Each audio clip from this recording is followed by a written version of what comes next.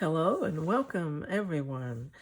I am so excited to start this project. It's been a few years since I really delved into this technique. I did it for several years running in a row and made quite a bit of art pieces. And I had basically done it for my home. I sold one or two pieces, but that was all. And I kept all the rest. They hang in my home today. The This is very easy to do. Anyone can do this. Now, that being said, those that have a real flair for art and for working with fabric, they can do a more artsy looking project than the next person who doesn't have that. But the person who can just simply cut and paste fabric can make a beautiful piece of art using the fabric, not their innate talent, you might say, but using the fabric to express what they want to make. So it's really a wonderful project for those who think they have no talent and those who think they have a whole lot. And so they can put together what they have in their own art. Now, I do suggest that you click on my community tab, and I do have a little article there that shows some samples of past pieces that I've done, and so that you can get a little sense of the variety that can come out of this.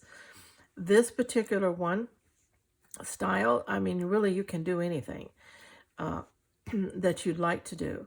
And so, but you can get a feel of it. Again, I want to say before you invest any money or set up an area to work on this or anything like that, I want you to realize up front that this is a project that you have to commit to, in the sense that it's going to take quite a bit of time. It's tedious in the sense that you're working with little tiny pieces, and you're cutting and pasting basically. But it's very satisfying, and it's, oh, excuse me, just a minute, I gotta sneeze. Oh, maybe not. Okay, sorry about that. I just don't want you to spend any money or go to any effort unless you really think you want to finish this, but knowing up front that it's not a day or two or a week project. Now, if you choose to work very small and do a very simple pattern, yes, you can do that in just a short order of time. And for a lot of you who aren't very adventurous and just want to dabble a little, I think that's great if you do something very small and very little and simple, and just get a feel of it before you jump into anything bigger or more major. I'm going to try to do a major piece so that you can see where it can go. All right. Now, again, this art is done by the seat of your pants. You do it along as you feel it, as you intuitively see it, unless you want to sketch everything out in detail and all of that, which I will show you. I do a little tiny sketch on my background, but nothing elaborate, mostly for just composition for the major piece and the way I want the light to reflect on my piece. And we'll get into that in coming videos. I will try to give you all the instruction that I can. As a self-taught artist, how I see art and the use of light and shadow and things like that. I will try to give you as much information as I can so that if you want to pick up on some of that and use it, that would be great. So let's start with, this is my focal fabric in the sense that I'm going to use some flowers out of this fabric as a focal point in this piece of art, okay? And I'll show you, I've already cut a couple. Here's my little working thing. None of this has Fusible on it yet, because I want to work the little flowers a little before I fuse the back. Okay, I don't want to be working through a glued back. So these are the pieces that I cut out of this fabric. Okay, let me put them down on something else, as you can't see it there.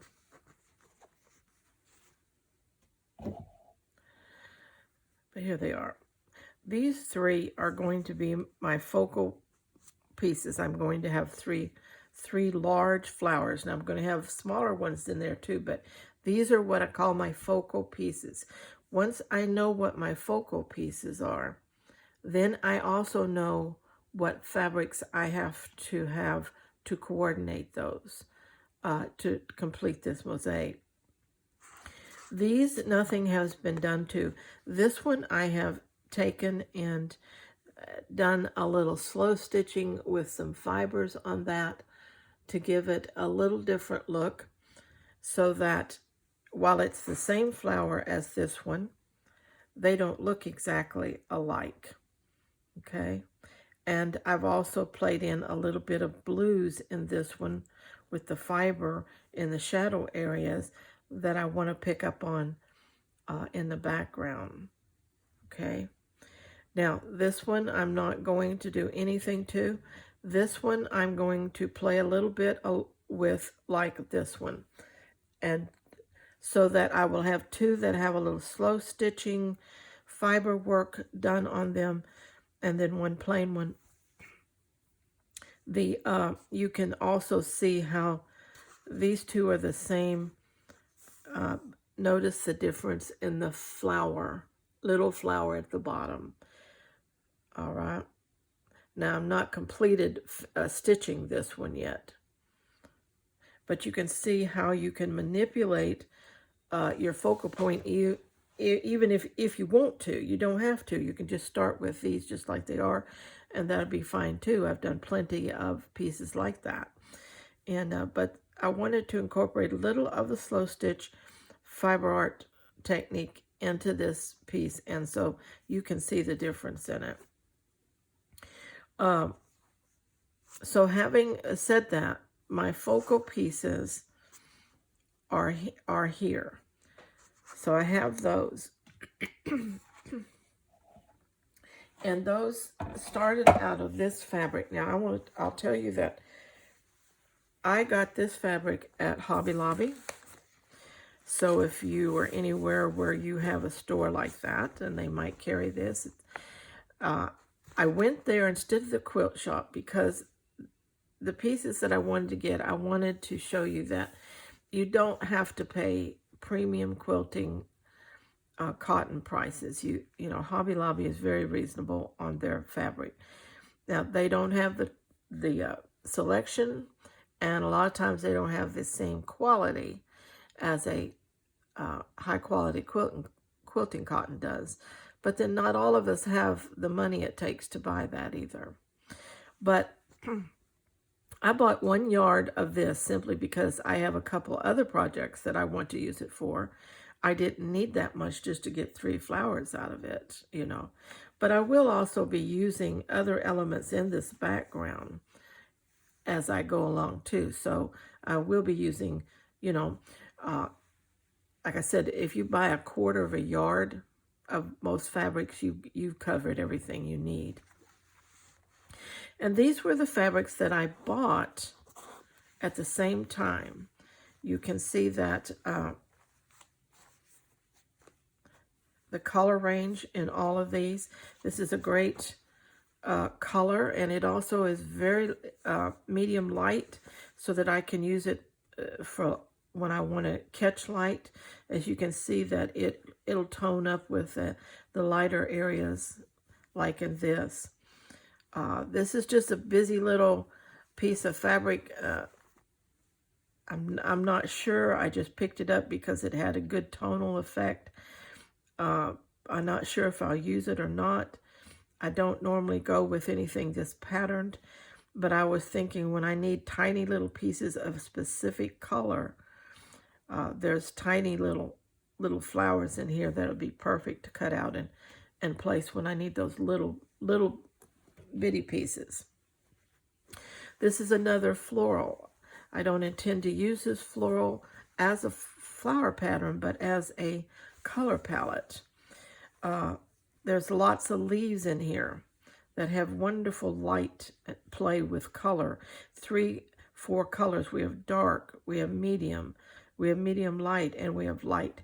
All these colors in this one leaf, and that as you're placing pieces is going to be important, as you will see. The same goes true with all these petals through here, and the same is true with the petals through here. So when you're looking for fabrics, and when I say buy several shades in one color, that doesn't mean you have to go get yellow in all these shades.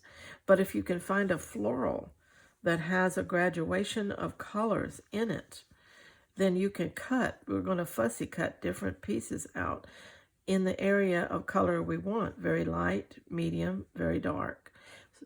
And so look for large patterned florals in the color range that coordinates with your focal fabric. Okay. Then I picked up just some additional little pieces that I thought, okay, I might or might not use. I loved this yellow pattern in here, and it was polka dotted, and as I could just envision this cut and placed in the background because of the difference in the polka dot from the solids. I thought that would work out very well. It also has some of the blues that I want to work in, and even this light peachy pink would work in it also. The orange, no, I don't have a use for that, but all these other little colors I do, and I thought that would be a good area. This was a great piece because it has so many colors that I can cut from, and they are vibrant and light to darker and muddier colored, which gives me a chance again to manipulate light and shadow as I work through my piece. And I know for a lot of you this is not making a lot of sense right now, but it will as you watch me cut and place my pieces. I may need a light to simulate light like this blue, but then I want to come and I want to simulate blue in shadow, and so I come over here and get this piece, okay, to see the difference in the two pieces of color. And you have to have this light play in your piece if you want it to look especially like a stained glass piece. Stained glass has to simulate light coming through it. Mosaic, it does not have to be that important, but it still needs it to be interesting looking and not flat looking. So that piece was good. Now this piece was also good because it had lots of my colors in it, but it had also had lots of lights and graduations from one color to another color, like a watercolor. And I like that effect when I'm cutting and placing too. So that's 1, 2, 3, 4, 5, possibly 6 coordinated fabrics. Now, that will not be all I use, okay? But I have, from time past, 3 or 4 of these drawers of fabrics that are all fusible, that I have used in the past and cut pieces out of. So, for instance, like this piece, this pink is a vibrant pink, and we will contrast great with this piece here. This piece here has some wonderful bluish purple in it that would contrast good with what I want to do in here. So I have scraps already from past projects that are already fused, have the glued on the back of it. You will not have that, so you may have to have more variety of pieces. I will tell you that a quarter of a yard, a fat quarter, a fat eighth, what they call a fat eighth, or an eighth of a yard of something that you just, like 9 inches wide, strip 9 inches wide, an eighth of a yard of a focal, not of a focal, but of a coordinated fabric that you want to use, but you know you're not going to use it a lot. Well, those are plenty. So don't overbuy the amounts of fabric when you buy them. This is a quarter of a yard, quarter. These are the fat quarters that were bundled and sold as a fat quarter, okay? Now, I do a lot of stuff in fabric, and I do almost everything I do in scraps. So when I get through with all this and have these scraps, I'm good to go. I'm not going to waste them or throw them away or anything else. So that, you know, that being said, but at that point, I still didn't go out and overbuy fabric. I never bought more than a quarter or a fat quarter, except in the focal fabric, okay? And that was because I had a definite idea for other projects for this one piece of fabric, so I bought 1 yard of it. So, okay, that's about fabric, and I'll be talking about fabric all the way through this project. Now, this is my fusible web. This is Wonder Under. That's the name of the product. Wonder Under, medium weight. And it comes with its own instructions, and you do fuse your fabric by the instructions that come with this piece here. Okay. It has just paper backing, but on this side, I don't know if you can see the difference of that. There's your glue. And when you lay your fabric on this and iron it, then let it cool, and then you peel the paper off, the glue stays on the back of your paper. Let me show you. This has the glue on the back of the paper, even though you can't really see it. This still has the paper backing. So when I peel this off, the glue is on the back of the fabric, okay? Now when I cut my shapes out of this, put them down on my piece, I will adhere it with heat, and it will be a permanent bond, okay? Very simple, cut and paste. But I bought 3 yards of this at Hobby Lobby. It was about, I'm thinking about $5 or $6 a yard. You don't want to overbuy this either, because of course you can see that you can cut it up. And if you want to take your pieces of fabric and cut them into 6x6s or whatever, and then do those, you know, in 6x6 elements, you could cut your Wonder Under 6x6, 6 inches wide and across, and then lay those strips across it, and then iron it, and then cut them apart, and you've got your bonded fabric, okay? I will try to demonstrate bonding one of these a little bit later, but it's pretty self-evident with the instructions. Now, I've used Wonder Under throughout the years, and it has never failed me. It's a good product. There are other fusible agents out there of all kinds, and so if you have a favorite, that's fine, use it, but this is what I use, okay? Now, tools, a good pair of scissors. I like these little scissors because they're very sharp. They cut well to the end. These are Fiskars. They This pair of scissors probably is about $20. But Hobby Lobby always has them on sale off and on, so 40% off or something like that. So you can get them for a reasonable price. But if you have a good pair of scissors, go with it, stay with it. I like these because they're smaller, because I'm cutting a lot of small stuff. And so not having to use a supersized pair of scissors works. Now, a tacking iron. Mine is forever old, but it still works. I can't remember the name of this. Oh, it's Clover.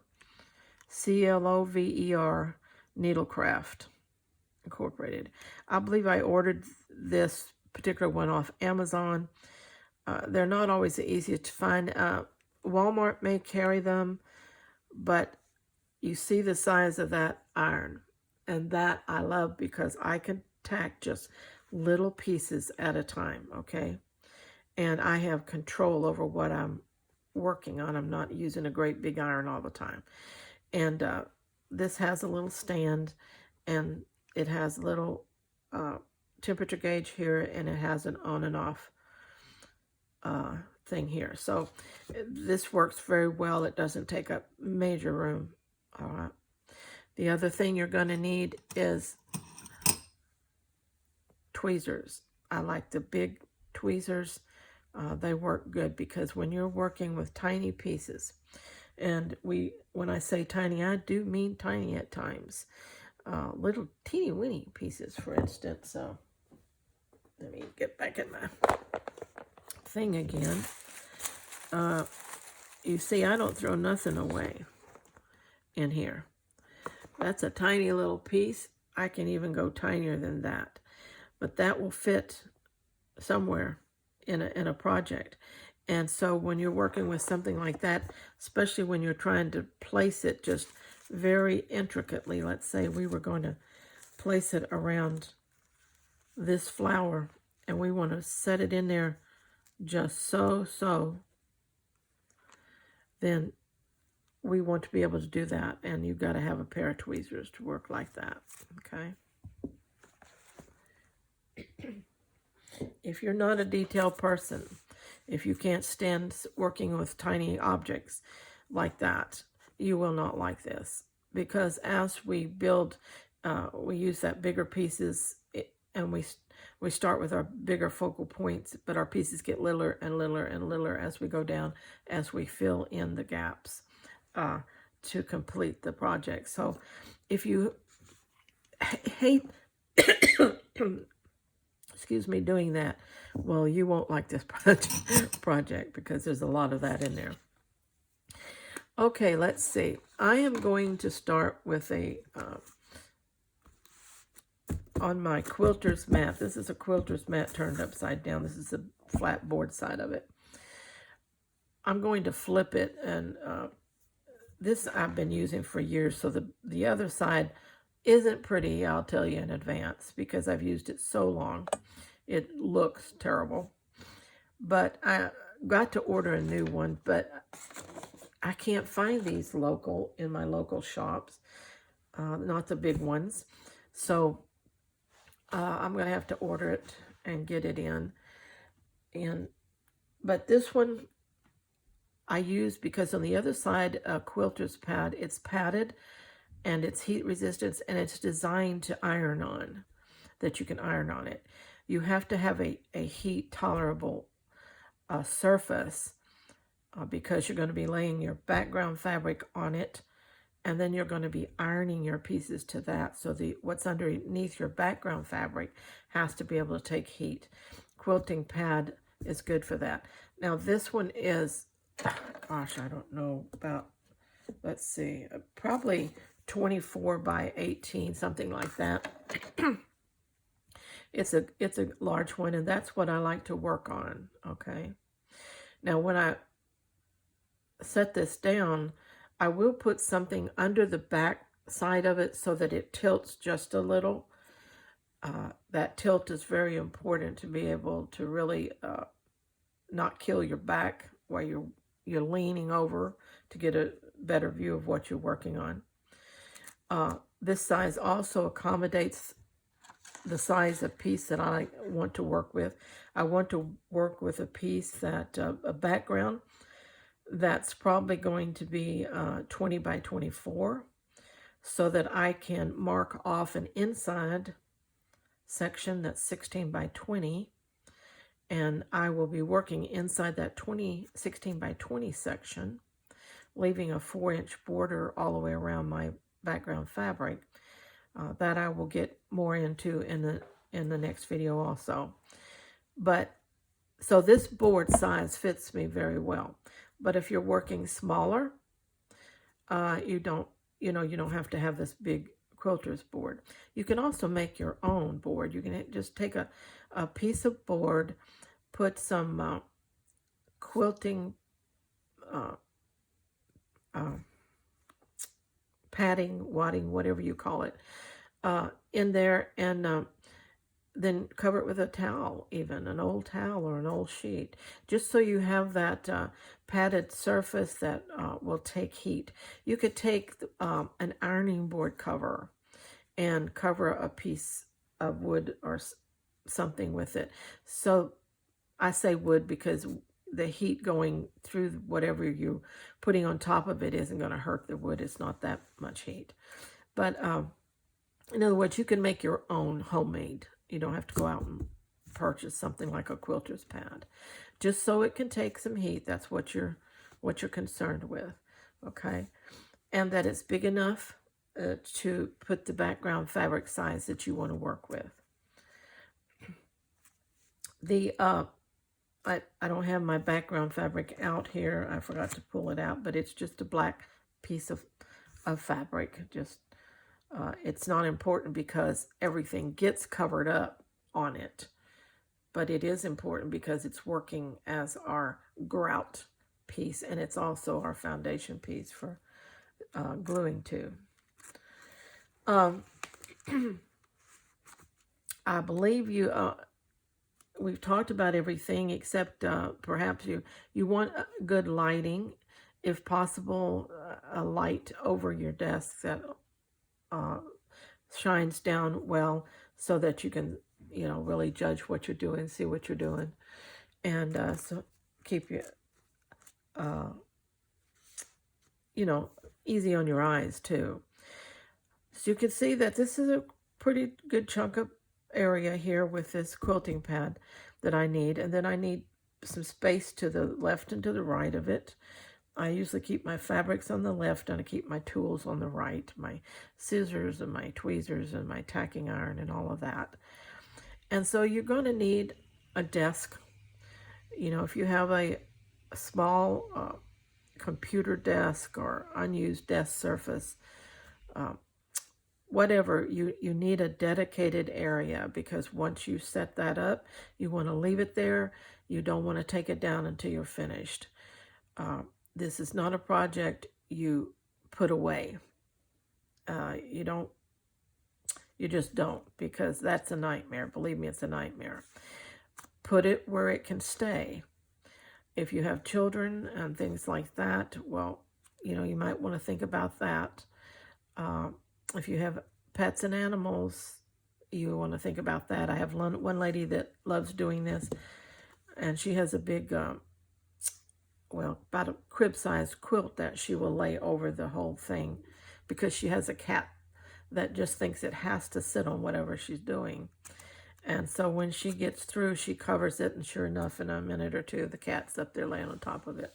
So anyway, a dedicated area so you can leave it up, so you can work on it. I will have mine up, and I will be working on it off and on. And I will walk through, and I'll sit down, and I'll work, a little while on it. Then I'll get up and go do something. Then I come back and I do the same thing. And this is how you work on it, because, like I said, to sit down and work long time on something this tedious, well, it takes all the joy out of it. It's just hard on you. And so a dedicated work area is important. So I wanted to get this video introduction and up so that you could see some of the things we're doing here. And what you would need to work with, um, so that you can start getting your tools and things together, and you'll be ready to dive in when I start actually posting process videos for this technique. I will be talking a lot about, like I said, what I'm thinking, my thinking process during working with all of this, and what I'm doing and why I'm doing it. So until that, I think that's all I need to talk about right now. This gives you something to start with, to work with, an idea of what we're going to be using, what it's going to take, and the area and the time. And so until next time, be scrap happy.